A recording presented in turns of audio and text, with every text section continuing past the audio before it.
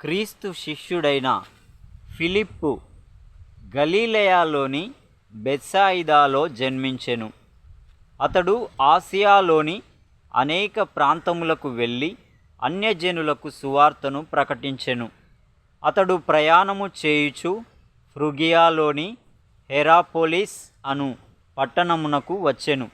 ఈ పట్టణములోని ప్రజలు భయంకరమైన సర్పారాధన చేయువారు. ఫిలిప్పు వారికి క్రీస్తు సువార్తను ప్రకటించెను.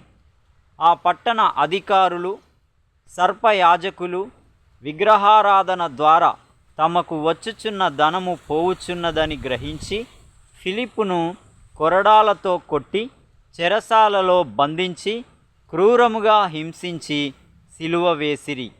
అతని స్నేహితుడైన బర్తొలొమై ఫిలిప్పు మృతదేహమును సిలువ మీద నుండి దింపి సమాధి చేయుటకు అనుమతి పొందెను.